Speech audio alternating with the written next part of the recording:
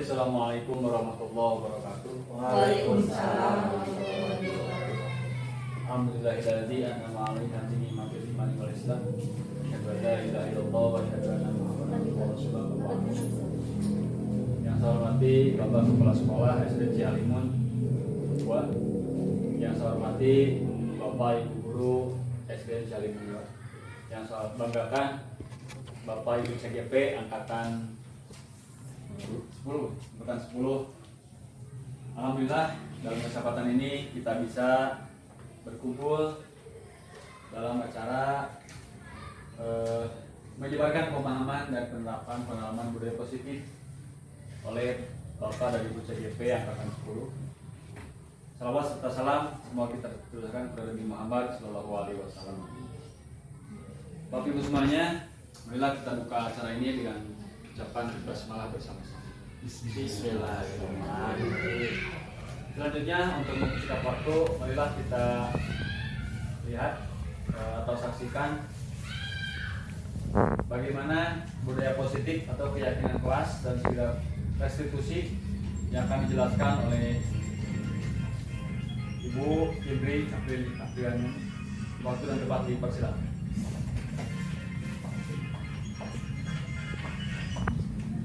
Assalamualaikum warahmatullahi wabarakatuh. Waalaikumsalam.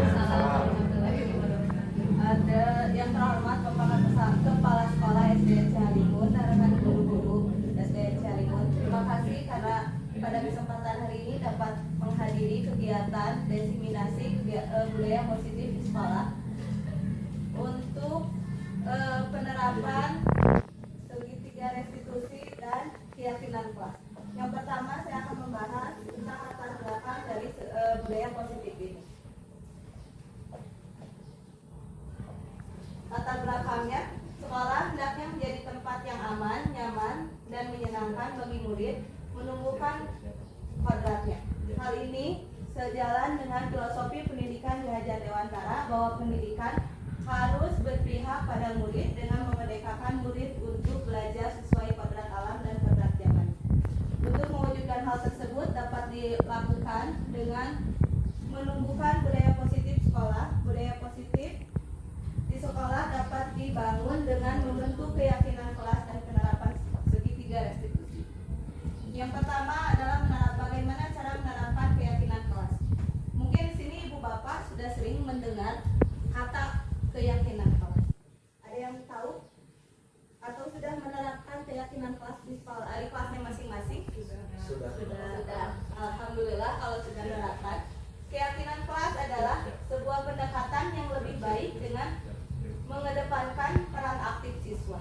Di sini jadi untuk membuat keyakinan kelas, siswa akan lebih aktif lagi dalam proses pembelajaran. Yang selanjutnya berisi beberapa aturan untuk membantu dan siswa bekerja sama membantu kegiatan belajar mengajar lebih efektif. Keyakinan kelas ini sama halnya dengan peraturan kelas. Hanya berbedanya peraturan kelas guru yang menentukan, kemudian siswa yang melaksanakan. Untuk keyakinan kelas ini dibuat bersama-sama antara guru dan peserta didik. Selanjutnya, tujuan dari penyusunan keyakinan kelas adalah menumbuhkan komunikasi yang efektif antara siswa dan guru. 2. Menciptakan pembelajaran pada siswa. 3. Menumbuhkan rasa tanggung jawab pada siswa. Karena keyakinan kelas ini dibuat oleh guru dan siswa, maka akan terjadi komunikasi yang efektif antara guru dan siswa, karena siswa berani untuk mengungkapkan impian-impian atau keinginannya di dalam kelas. Kemudian menciptakan siswa yang lebih aktif dalam pembelajaran, karena siswa berani untuk mengungkapkan pendapatnya. Menumbuhkan rasa tanggung jawab. Di sini siswa akan bertanggung jawab dengan peraturan-peraturan yang telah mereka susun dan mereka sepakati. Setelah penyusunan kelas, yang pertama, guru mengajak siswa mengungkapkan keinginan impian di dalam kelasnya. Yang pertama, kita sebagai guru menyampaikan dulu keinginan di kelasnya itu seperti apa. Dengan cara bisa secara individu atau kita menyusun kelompok kecil. Yang selanjutnya, meminta siswa menuliskan apa yang mereka pikirkan dan inginkan tentang kelasnya saat belajar. Nah, di sini kita bisa membagikan sticky note atau menggunakan kertas biasa saja. Kemudian siswa kita minta untuk mencatatkan impian atau keinginannya di dalam kelas ini seperti apa. Yang ketiga, siswa dan guru berdiskusi membahas impian-impian tentang kelas yang sudah mereka tulis dan menyoroti hal-hal penting untuk dijadikan keyakinan kelas. Kemudian kita dan siswa, guru dan siswa berdiskusikan menyebutkan keyakinan kelas apa saja yang bisa diterapkan di dalam kelas dan sesuai dengan keadaannya. Yang keempat, guru dan siswa membaca hasil kesepakatan kelas yang disetujui, kemudian siswa mendatangani kesepakatan tersebut sebagai tanda persetujuan.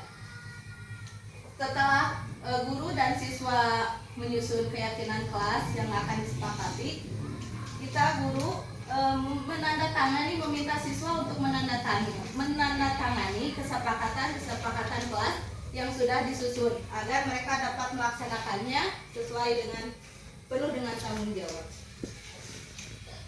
Contoh dari keyakinan kelas: masuk kelas tepat waktu, menjaga kebersihan kelas, saling menghargai sesama teman, mengerjakan tugas tepat waktu, berpakaian rapi, makan dan minum di luar kelas. Dalam penyusunan keyakinan kelas ini kita harus menggunakan kalimat-kalimat yang positif. Jangan menggunakan kalimat jangan.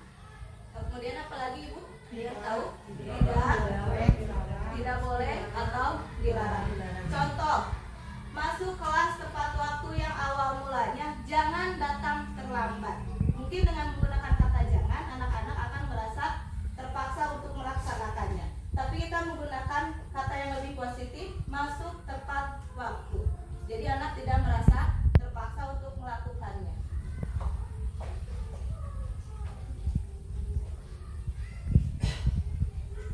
Yang kedua, menjaga kebersihan. Kalimat awalnya bisa apa? Jagalah kebersihan. Jangan membuang sampah di dalam kelas. Hargailah kebersihan atau menjaga kebersihan kelas. Itu beberapa contoh kalimat penyusunan keyakinan kelas yang menggunakan kalimat positif dan universal.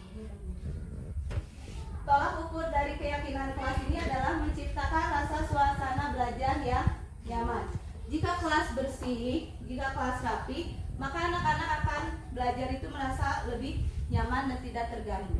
Selanjutnya, mewujudkan profil pelajar Pancasila. Apa saja ibu-ibu profil pelajar Pancasila? Pertama, beriman dan bertakwa kepada Tuhan. Profil pelajar Pancasila. Apa saja ibu-ibu profil pelajar Pancasila? Pertama, beriman dan bertakwa kepada Tuhan Yang Maha Esa. Kedua, kreatif, mandiri, gotong royong, bernalar kritis. Ibu-ibu sudah hebat dan pintar ternyata.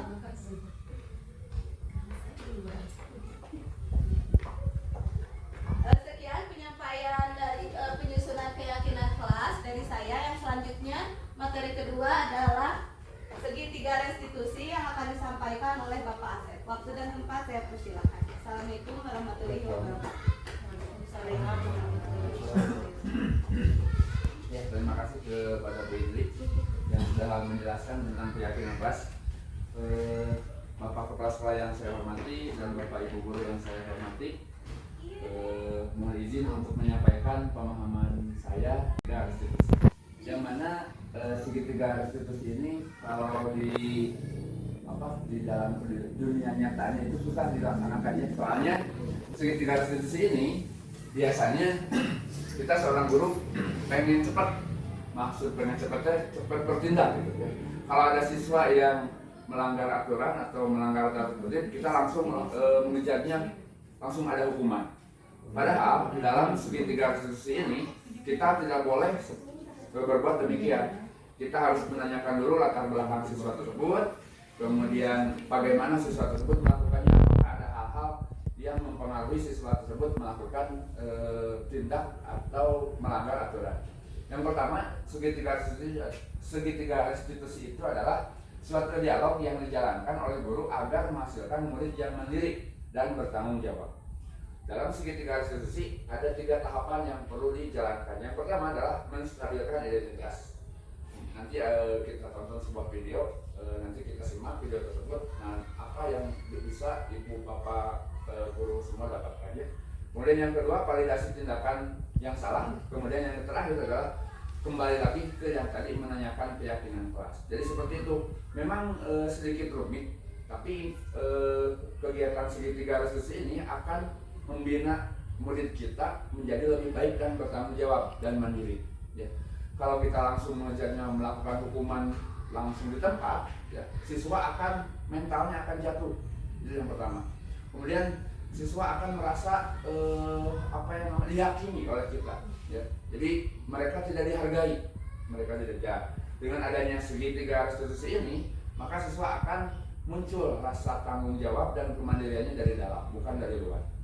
Kita tonton simak video segitiga restitusi. Sudah dilihat.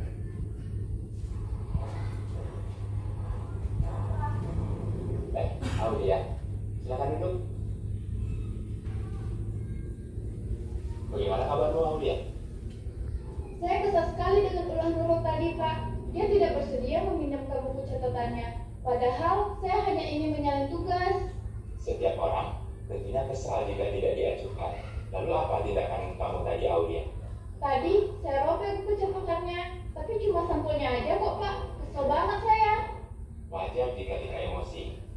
Lalu, apa Aulia puas dengan tindakan itu? Tentu tidak, Pak. Saya akui saya salah sudah merobek bukunya. Lantas, seperti apa sikap yang Aulia yakini? Harusnya saya lebih sabar dan menghargai milik orang lain. Jadi, apa rencana Aulia untuk memperbaiki keadaan ini? Saya akan meminta maaf kepada Nurul, Pak. Dan saya juga bersedia untuk mengganti sampul bukunya yang saya rusak tadi. Gimana, Pak? Setuju. Bagaimana perasaanmu jika sudah melakukan tindakan yang kamu yakini itu, Aulia? Tentunya saya akan menjadi pribadi yang lebih tenang dan sabar, Pak. Baiklah, Aulia. Mari kita pikirkan penyelesaian masalah ini. Jika perlu, kita panggil Nurul. Bagaimana? Siap, Pak. Terima kasih, Pak.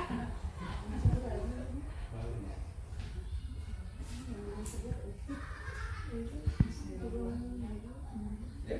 Dari yang video yang barusan jelas ya. Jadi kita dalam melaksanakan segitiga restitusi kita menstabilkan dulu identitas. Kemudian tadi juga ada validasi tindakan. Kemudian kembali lagi yang ketiga yaitu kepada keyakinan kelas. Termasuk ketika melaksanakan dialog dengan siswa tersebut, kita tidak boleh di depan banyak siswa. Ya.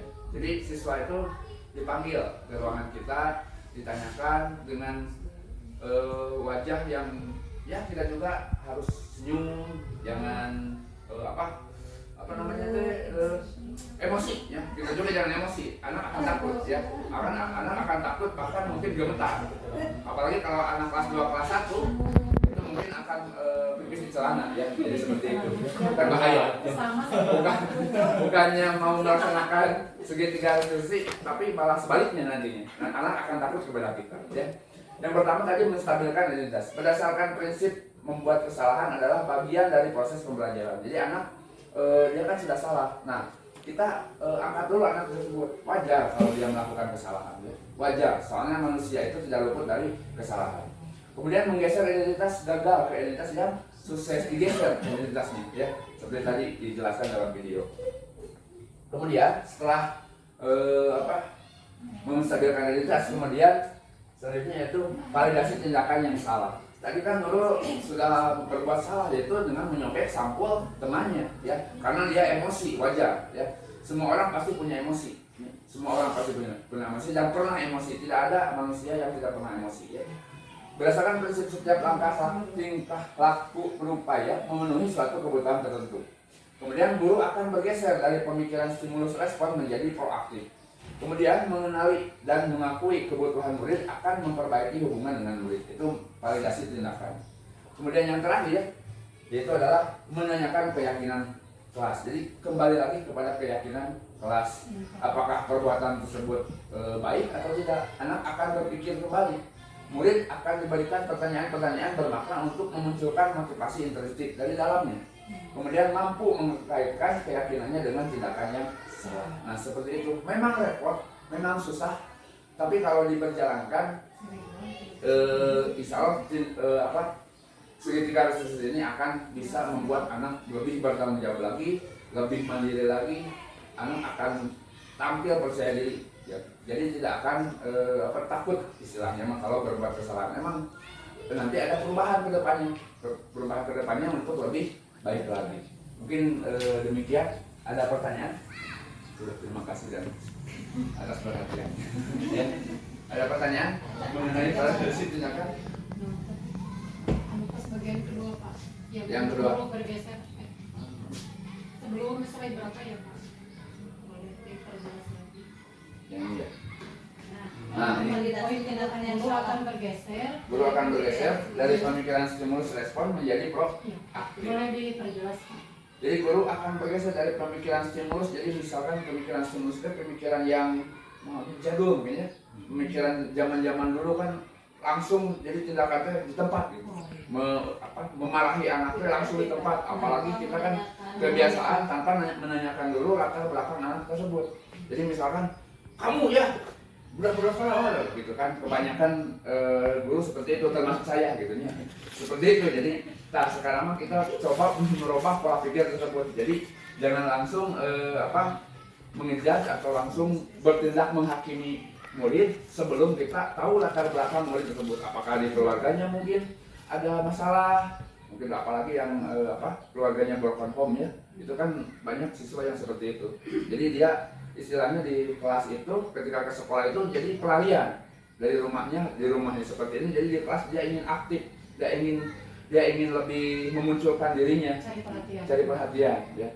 Karena di rumah tidak diperhatikan oleh orang tuanya, kan seperti itu. Jadi kita tidak boleh menghakimi murid demikian gitu. Menghakimi murid demikian gitu. Mungkin bagaimana Bu? Jawabannya puas? Ada yang lain? Khusus sudah paham mungkin ya? Ya, mungkin itu saja apa yang saya sampaikan. Mudah-mudahan bisa bermanfaat dan kita bisa menjalankannya. Tadi yang disampaikan sama Bu Indri dan sama saya, mudah-mudahan ada kebermanfaatan dan keberkahannya, termasuk juga bisa diterapkan di kelas masing-masing. Mungkin hanya itu saja yang saya sampaikan. Sekian dari saya. Assalamualaikum warahmatullahi wabarakatuh. Kembali ke bawah.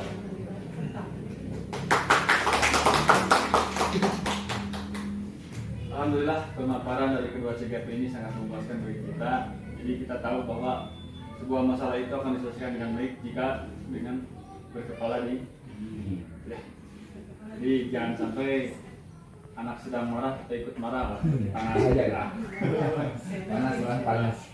Bagus sekali kita sama-sama, terutama saya sendiri deh sama Ibu mengulas kembali yang dulu ternyata memang flashback kembali hilaf dari gitu. Jangan diterapkan lah, kadang-kadang memang CGP ternyata memang seharusnya seperti itu, idealnya seperti itu. Jadi kita kembali ke guru masing-masing. Yang guru memiliki cara masing-masing untuk bagaimana caranya menyelesaikan sebuah masalah di kelas, gitu ya. Ada dengan cara begini. Mungkin ini adalah salah satu cara, ya, dengan cara seterusnya. Alhamdulillah kegiatan dari awal pembukaan dan pemaparan dari kedua CGP begitu sangat memuaskan bagi kita dan lancar ya. Alhamdulillah. Cukup. Ada tambahan lagi dari yang lain? Tambahan diskusi, karena sesi diskusi tadi sudah pemaparan tanya jawab. Dari mungkin dari kepala sekolah tadi sudah dijelaskan atau mohon keseraian. Mungkin dari saya sebagai pembawa acara sekian saja. Inilah kita tutup acara ini dengan bacaan hamdalah bersama-sama. Alhamdulillahirabbil alamin. Sekian abdi akhirul kalam. Assalamualaikum warahmatullahi wabarakatuh. Waalaikumsalam.